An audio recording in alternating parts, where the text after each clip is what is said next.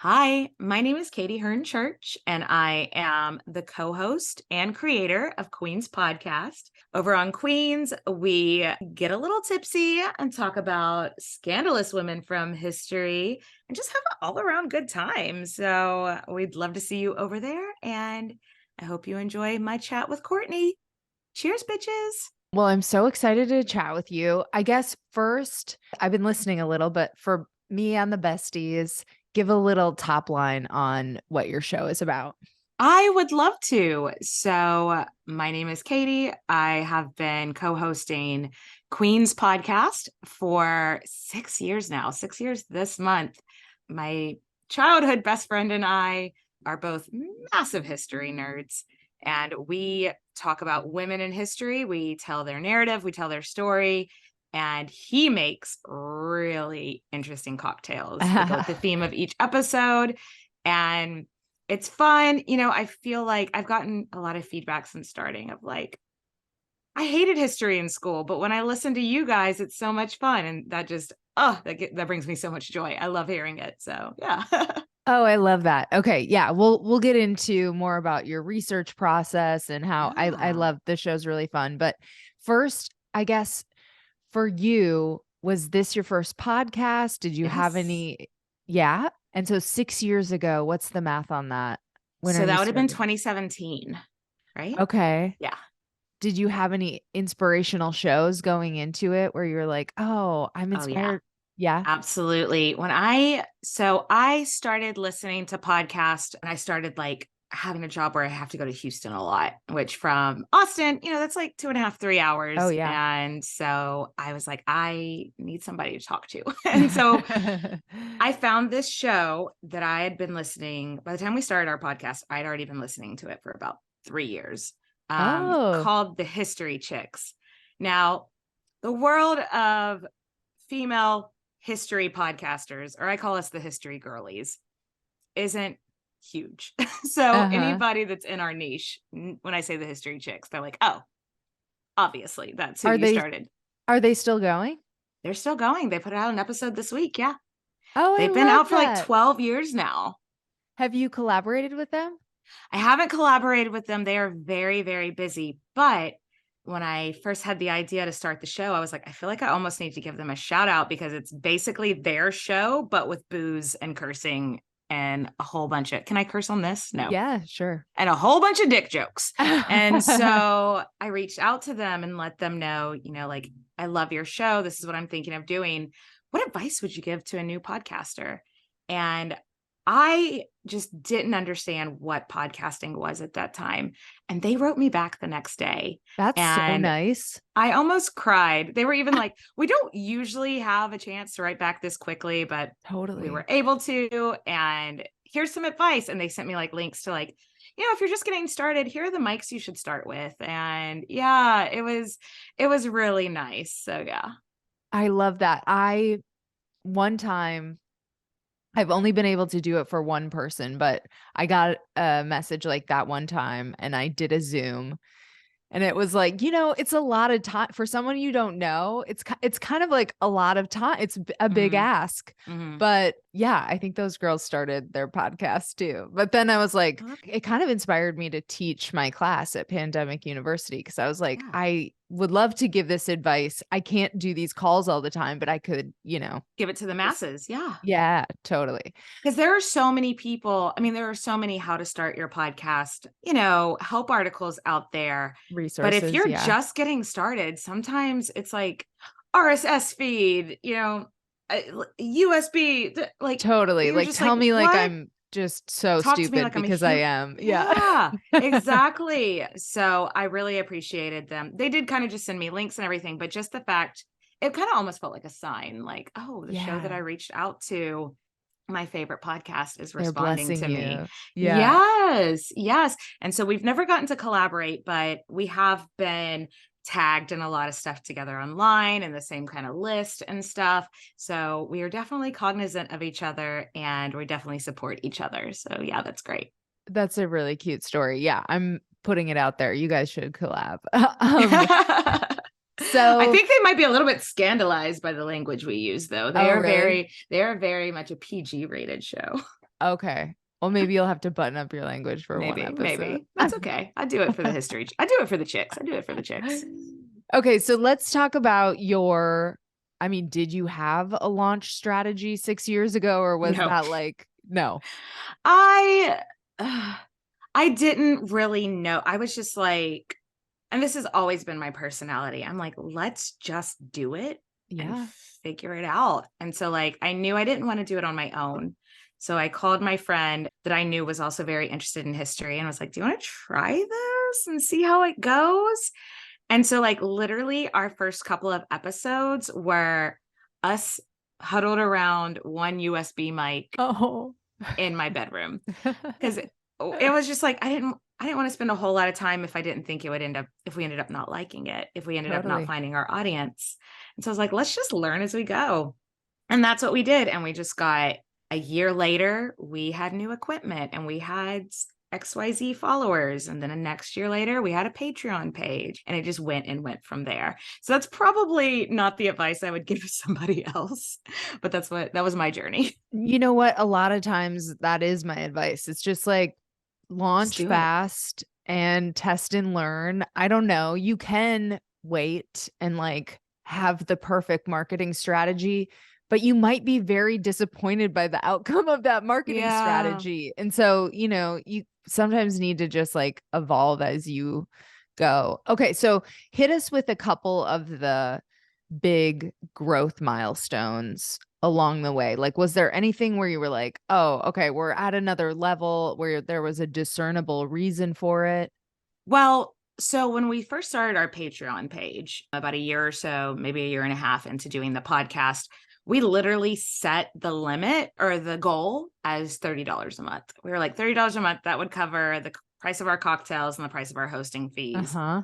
That's all we need. We met that within about 2 weeks. Oh, nice. And we are now, I don't know, is it rude to talk about? We're now at 623 subscribers on Patreon. Oh, yeah. I think people will love numbers. Okay, that's Okay. great. That's actually like a lot of patrons. Mm-hmm. Mm-hmm. Yeah, we had to set up an LLC this year and everything. So that has been my big when I'm looking at our numbers. I mean, looking at your download numbers and everything are great. Looking at your ad numbers coming in is great. For me, though, I look at when our Patreon fluctuates. It's just one, easier to gauge, and Mhm. two, that's our that's our That's the real diehards. that's Yeah. our diehards. So if the number's going down with that, that's when I'm like, what are we doing? Yeah. But when we set it up and posted on our Facebook page at the time, I think that was the only social media we had, like, hey, we're setting up a Patreon. I was literally expecting like, because when we started this thing, my whole goal, I was like, maybe I'll make 2 or 3 friends that also like history. And That's a now we're at good goal. 100,000 downloads a month, you know? Oh, nice. Okay. And you release weekly? Twice a month. Twice a month. However, I will say we have started a new strategy lately because we have such a large back catalog now Uh-huh. that if we release an episode and there's something in our back catalog that relates to that one, we're going to rerun an episode in between. So for instance, we just did an episode on a woman who was a ballerina during the Russian Revolution. Uh-huh. And we referenced the last queen of Russia, who was also alive at the same time, and they actually shared a lover and stuff like that. So we reran that episode afterwards as like a supplemental, and I do think it helped our numbers quite a bit. And that's taking this one of those 2 spots per month, or you're running in addition to those 2 spots? In the blank spot. So we usually post like the second Wednesday and fourth Wednesday of a Uh-huh. month. So that one I was like, oh, well, this one's just kind of like a bonus episode on the third Wednesday. Oh, nice. Okay, Yeah. cool. So you're like probably three times as big as Private Parts Unknown, which is my podcast that I've also been doing for, since 2016. And I also do like every other week just for sustainability. Yeah. And like, so if you could kind of like, did you ever do weekly? How did you land on? No. So me and my co-host don't live together. We're both Uh-huh. adults and with adult lives Right. and other jobs. Twice a month is for main episodes is all we can sustain. However, we do Patreon episodes. We throw that in as well, but those are less researched. Those are a lot less. So that I would absolutely love to do more often, but it's too much of an ask of my partner, and it's too much of an ask of myself at this time. But I have set a magic number in my head for Patreon supporters for when I can quit my day job. Ooh, I love that. I think the sustainability piece is huge. Like you have to acknowledge your bandwidth. Pod fade. Yes. Pod fade's real. I would rather release twice a month and like feel really good about those episodes and serving my audience than feel burnt out and like feel like I'm constantly making this podcast, like it's got to feel good. Exactly. Totally. You have to love what you're podcasting about also. Yes. That would be my very first, if you're starting a podcast that's like, what's it about? And you're like, oh, we're just going to shoot the shit. It's not going to last. You need to have something that you're going to be passionate about, that you can talk about and like engage with your community about. A topic you're obsessed with. Yes. Yes. Like I don't think I've ever read a book that wasn't historical fiction, even before the podcast started. It's all, like, I just am obsessed with women in history. And I don't think there's a whole lot of other stuff that I could do this kind of content on. So that is also my advice. Sustainability is very important, but being obsessed is also a huge part of it. I love that. So tell me about the research process, because you guys are doing like, it's a conversation, but you actually, have researched these people's story. Oh, yeah. Ad nauseum. Yes. There have been some times whenever I like get done reading a topic or researching on a topic that it's just like, I need to remove this person from my head because they have like become part of my psyche. But yeah, we try our hardest to plan out the whole season, but we also really, really like to get community feedback, because our community is obsessed with women in history as well. So we try to leave slots a few times a season for, hey, vote on somebody, or let the patrons tell us who they want to hear. Like this season, we let our top tier Patreon supporters, which is 15, just like, usually it's a theme. It's like, pick somebody from World War II that you want to hear about. But this was just like, you're our top 25 supporters. Y'all tell us. And someone just picked something. And so then I will then research, and Nathan does his research. I build out the outline. And when I tell Nathan when I'm done, and then he goes in and adds his speaking parts and adds what he wants to talk about. And then, we just use that whenever. It usually takes me, I would say, 6 to 8 hours to research per episode. Each episode. That's a lot of research. Yeah. But it does also pay off in Patreon content, because there's stuff that'll get cut. And we decide we're not going to have enough time to talk about this random thing, even though I researched it for 30 minutes. So then that's where the Patreon episodes come in. And you let those be production wise, like rougher. I mean, we still like edit a little bit, but like I'm not putting it through a phonic. I'm not, I'm not going through and taking out Nathan edits the Patreon episodes and I edit the regular episodes, unless we have like something going on in our life and we have to switch. But yeah, the Patreon episodes we still take out bloopers unless they're funny, but yeah, we're not going through with a fine tooth comb. Totally. So when you're editing, how long is that process approximately? So we also release, one of the Patreon rewards is quote unquote less edited episodes. Oh. So I do my first edit and I'll leave in like funny little bloopers, but like also they're getting it without ads. So that's really that they're getting it 2 days early without ads, and then funny little bloopers. Like in this last episode, Nathan lost his place in the outline. And for some reason, it turned into us singing a song, being like, where are we going? Like just doing this like cute little song. That's on the Patreon, not in the regular one. Oh, interesting. So the first edit probably takes about 2 hours, but then the second edit goes a lot faster because most of it's already taken out. So then that's probably like 45 minutes, and then run it through a phonic, put on the intro, outro, ad breaks, and everything. So I guess all in total, 3 to 4 hours. What's Ophonic? AUPHONIC, because we just use Audacity for a lot of our editing and things. So it's a little bit limited. And I'm not a sound engineer. A phonic is a platform where It's like filters. it levels things out. Like if one of us is Gotcha. much louder than the other one, if there's a bunch of weird background noise, it's not a perfect tool because it's only like, I think it's like $3 for a few hours per like it's not a perfect tool, but I also don't have time to go learn Pro Tools, Right. So Right. it helps.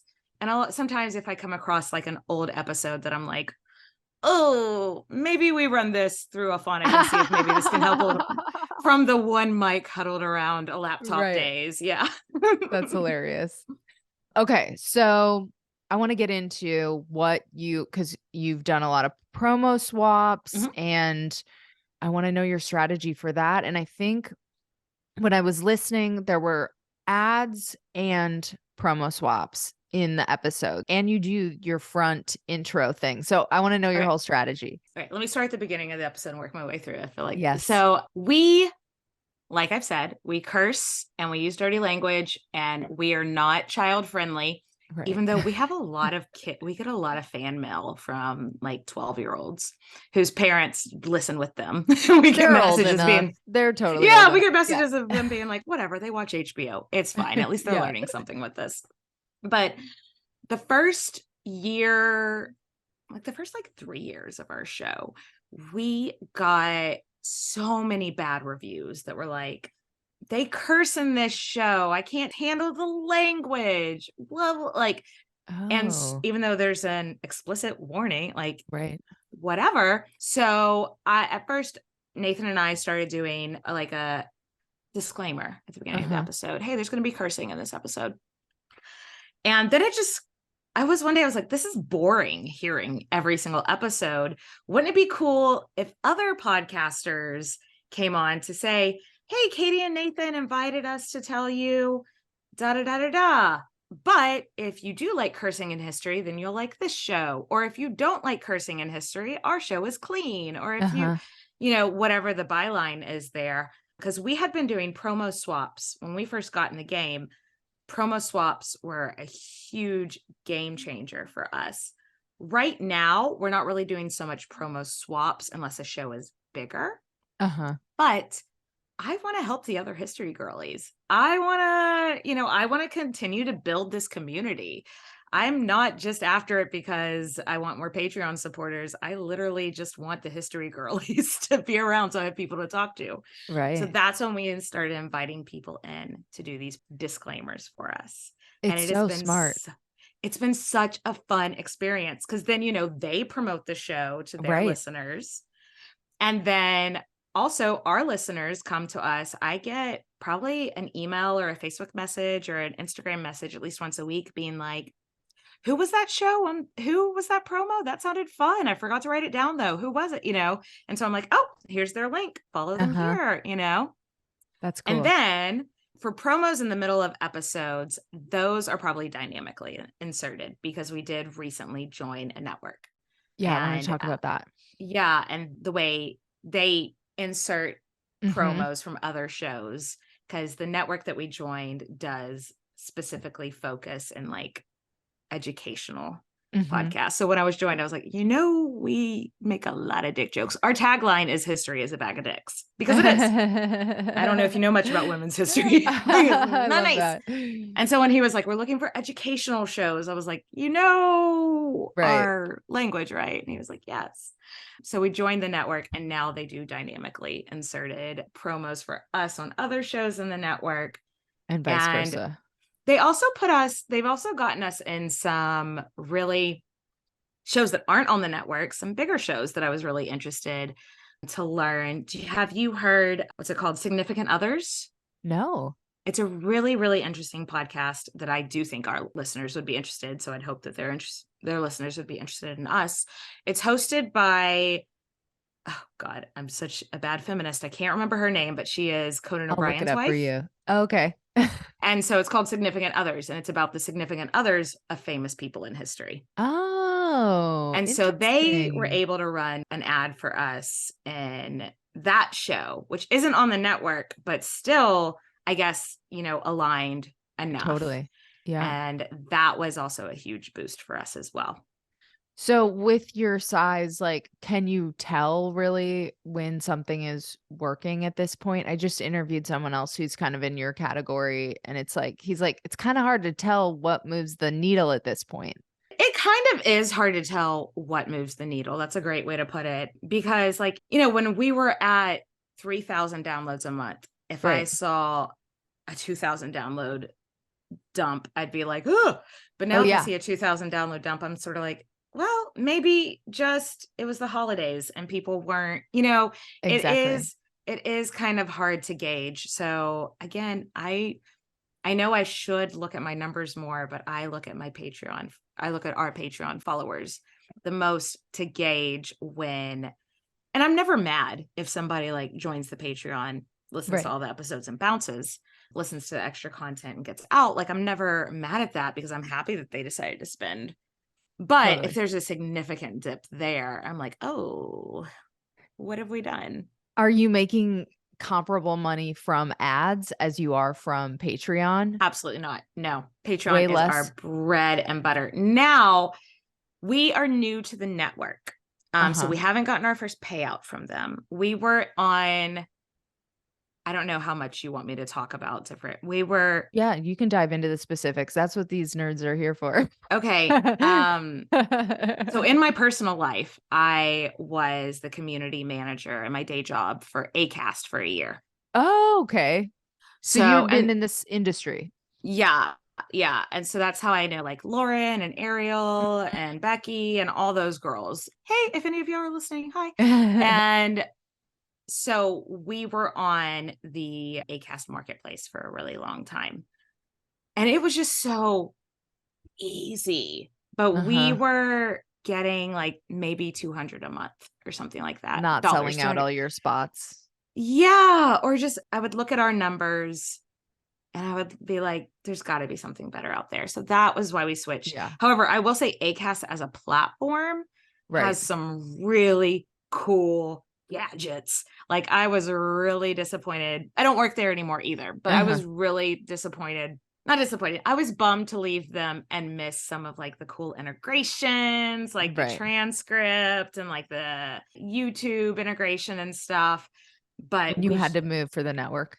I had to because I felt like at that point we were making enough that we could get more of a hand holding with help Yeah. from other places. And this network had reached out to us previously when my day job was still at Acast. And so I was like, oh no, I can't. I have to stay here. And then after I left my day job on good terms, I'm still Uh-huh. very friendly with everyone there. But then they reached out again and I was like, okay, Actually, let's see. yeah. This time, let's do it. Yeah. So early promo swapping, Mhm. pre-network, what Shoot your was shot. Shoot your shot. That's my advice. If you are just getting started, promo swaps is the way to go. Find your niche, find somebody very specifically in your niche and shoot your shot. The worst thing they can do is leave you on red. And who cares? So were Like you only going out to history girlies, or were you going out to you know, other adjacent kind of similar demos? Like how when broad was it? when I first started, I was like, okay, our two demographics is cocktail related and Right. history girlies. So I went after both. Okay. And there are so many tools out there that you can find of who listens to you and what else they're listening to. Mm-hmm. Is it Rephonic? Raphonic, yep. Or even just opening up iTunes and seeing, Totally. reach out to them. The worst Uh-huh. that can happen is they don't respond to you. And that's what I did. I just shut my shot with everybody that I was like, I mean, I listened to it first just to make sure it wasn't like, Uh-huh. oh, actually, no, thank you. But just shoot your shot. The worst they can say is no. But this is a funny thing. When I first started podcasting, there were these podcasters that I thought were celebrities. Uh-huh. Like, and when they emailed me back, I was just so happy to even be considered, And so most of them are going to be like, sure, I can share a story on my Instagram page. I can put your promo at the end of an episode. Like, why not? Uh-huh. Why not? And I feel like that helped our growth at the beginning. Right now, it's not our goal like it used to be. But when I was first getting started, yes, that helped us so much. Absolutely. I still actually have people. There's this one podcast. They were called Tudor. I Hardly Know Her. And it was a Tudor history podcast. And we did an episode with them back before we eventually decided not to do guest spots anymore, just to make sure our own show was quality. Uh-huh. But at the very beginning, we did an episode with them. That was like 6 years ago, 5.5 years ago. I got a DM the other day being like, hey, I listened to an old episode of Tudor I Hardly Know Her, and I just found y'all. So Oh, just do it, I know. It's got a long tail for real. Yeah, absolutely. So when you're approaching these people, I mean, it definitely helps that you listened, because I feel like I can tell when someone's approaching me and they are familiar Oh, with my thing, regardless of what it is, which podcast or which thing. I'm like, you don't know, like you shouldn't be pitching me because you really can't even I speak my have language for so one many sentence. stories. I have Yeah. so many stories with the random, oh my gosh, you obviously haven't listened to me pitch. Yes. Yes. So what was your approach? And were you making it clear, like, I loved this episode, or like, what were you saying to them when you reached out? My biggest shoot your shot moment. He's not necessarily history girly, but in the history sphere, he's a big deal. Do you know Mike Duncan? It He's sounds got familiar. he's got several podcasts. He's also had like best-selling books out amongst the history people.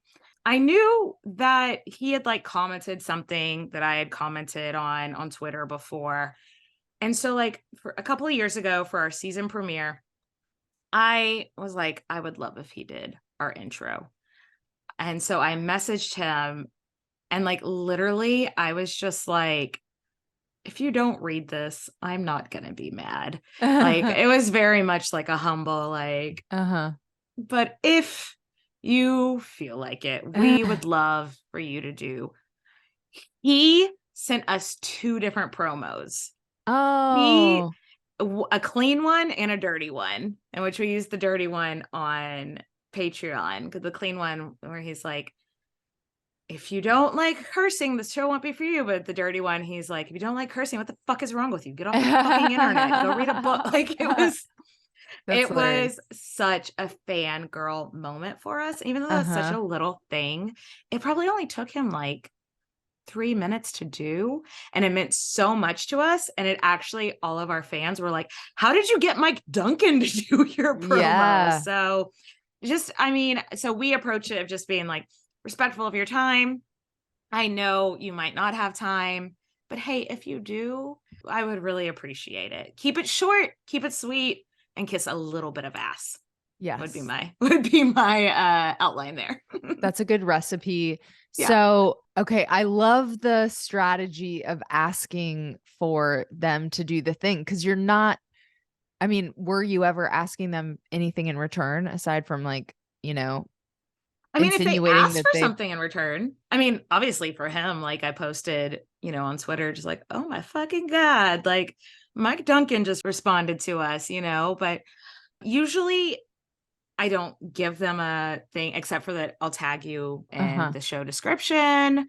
But you're not Um, asking them. They're going on your show and like doing the intro, but it's not a like swap normally.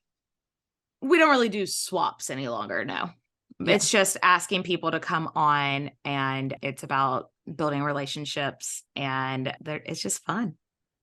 So were you early days, you were doing like one-to-one swaps, and then how did you decide Like, were you going with some that were smaller and some that were bigger? What was your strategy there?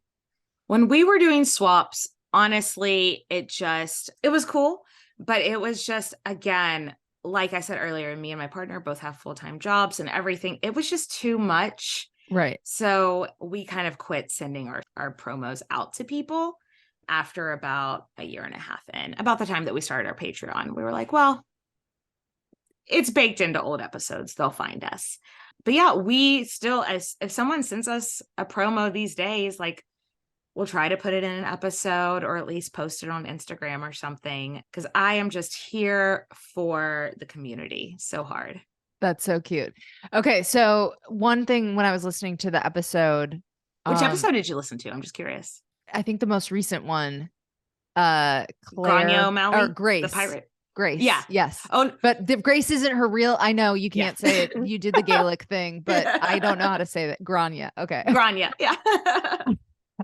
Yes. Okay. So there was a listener survey though, like halfway through or something. Yeah. Is that a network thing or That's is that baked in? That's like a baked in ad. Yeah. We didn't do that. That was like which I've looked at the survey though. We gave them permission. I looked at it and I could see why a network would want to see the questions on there. Totally. So when you say, because you were like, when an audience tells you what they want, listen to them. You're not basing that on the listener survey. That's more for like ads. You're basing it on like what you're hearing from your patrons. Yes, because the listener survey from the network was a lot more of like about your demographics. Yeah. And when I said, because listeners, Courtney sent me a survey or questions. And like one of the things I said is like, when your listeners tell you what they want, listen to them. What I meant by that is if you've gotten like 15 requests for a certain topic, do it. Or if you've gotten, hey, we didn't really love when you did XYZ. Don't do that again. And even we one time made an episode and someone didn't like a certain word we used. So in the next episode, we were like, hey guys, we actually didn't even realize that this was. So listen to the feedback you're getting. You're going to get dumb feedback. Like we've got Apple reviews that are just like, I don't like the girl's voice. And it's like, well, I can't do anything about that. But if your actual community is telling you, I do like this, I don't like this, listen to them. Yeah. And how do you do the polls? You mentioned you run polls. Oh yeah. We've run polls a couple of different ways. There's on Instagram stories. We've done a lot of fun stuff. There's so many interactive options on Instagram stories, but we can run polls being like, who do you want to hear next, and do it that way. But we've also run polls with our Patreon supporters of who do you want to hear next, and send them like a Survey Monkey link to go to. And we've done things like, we might already have something in the can, but hey, maybe it's going to be like, what do you want next season to start with? Like what? There's so many ways that you can get everyone pulled in and make them feel like they're part of it. And when they feel like they're part of it, they feel like they got to press play on your next episode. Totally. So do you guys run your own social? I run the social. Nathan is, and I knew this going into this, he has a little bit of social anxiety, and I'm not telling on anything that he wouldn't talk about openly himself. And so he told me at the beginning, like, social media gives me really bad anxiety. And I was fair enough. I got this. So I run the social media myself. We are considering getting a virtual assistant though at this point to start helping. But for the most part, I run the social media ourselves. And our biggest focus is on Instagram. I would say if social media is part of your marketing strategy, research your core audience and see where they are most active. Women in their late 20s to mid 30s, which is our core audience, is Instagram. So there we go. Nice. And then just, I'm almost done. Have you ever? I can talk about this shit all day, please. Okay. Have you paid for ads at any point? Like when you guys were just starting out, did you buy Overcast ads or any? Until last year, we were doing social media, paying for social media ads. Oh, really? Were they working? Yes and no. I don't know that I necessarily saw a spike in our downloads. And if it Mhm. was, not enough for what we were paying. But Totally. I'm glad that we experimented with it. But we were getting, more followers and more shares. That's Mhm. when I look at my social media metrics, I'm looking at shares. I want to Mhm. see who I'm getting advertisement from. Because if someone that follows you shares it with a friend, that is free advertisement. So Totally. that's how I judged it. So if you're looking at that and engagement, yes, but if it wasn't necessarily translating enough to downloads to count. But I also I have a lot of creators that I follow on Instagram that maybe I haven't listened to every single episode of theirs, but maybe one day they're going to post something that makes me go, "Oh, I gotta go Uh-huh. check that out." So Totally. we decided this year that it wasn't anything that we were going to do anymore, but we did do that for like 3 years. That's the And only ads we've ever paid for. okay, cool. Well, this has been so awesome. You've been so helpful. I think I'm going to share your list with everyone if that's Okay, okay, because we touched on a absolutely. lot of it, but you had a really like thorough list. I was like, damn, this is great. You can So, tell I'm an absolute nerd on so many levels. well, you fit in perfectly here. Is there anything? Oh, this is what I'm doing. Sorry, I should have warned you about this. Future people will know, but I'm incorporating a new recurring question. Okay. You're the second person ever to do this, but Oh, Lauren Pissell was love like, her. Love her. I know she's amazing. Chef's kiss. She was like, I would love it if you did a recurring question. And people love that on my other podcast too. Okay. So I'm asking you to audit me. You have seen podcast Bestie, so maybe that's your best reference. But of anything that you've seen, if you have a little tidbit of like, or an assignment where I you're don't like, think you understand how anal retentive I am. This anxiety that gets because I actually love auditing stuff. Um, I would love, but like just to have it because I love Podcast Bestie, the newsletter, newsletter, but I've never looked at it with the the lens of analyst eyes. being Oh my critical. Oh, you're so goodness. sweet. Okay. Well, maybe I'll No, have you back let and me we think can. because I do want to give you feedback. So if I could think maybe maybe you could provide more, how Pod News does the live events that are coming up, Yeah. like live events for people that might have a little touch of the ADHD that trying to read things. Maybe you could list more who's doing webinars, who's doing courses that are free or very, very Affordable. Yes. affordable that you can like pop into on your lunch break or something and ask questions. Maybe that could be a good thing for industry to dig into. And that's just like off the top of my head if I'm being like super, super nerdy. No, I love that. I've actually been thinking of, I might do some episodes that are based on, I don't, Twitter Spaces, are they even going to support that anymore? If they are, I mean, I saw a Twitter space on a couple of days ago. yes, I think they So I are. guess. It's maybe a precarious situation, but my thought was I could do some panels on Twitter Spaces and Uh-huh. then use them, like Yeah. then re-air them on the podcast for Yeah. anybody that missed it. And Or Instagram lives or TikTok lives or yeah. yeah. I'm all for that. I'm all for sharing the education for people with short attention spans. Yeah, and I think there's a lot of different formats you can kind of, it's like maybe not everybody's going to listen to the podcast, but if I do a little recap in the newsletter, it's like Yeah. still valuable for them to keep receiving it and yada yada.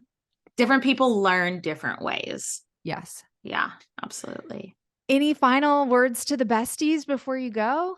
Oh my gosh. Well, this was so much fun. It was great getting to know You know what? you. This is actually a good example of shooting your shot because I've been subscribing to Podcast Bestie. I think I saw it through Lauren's.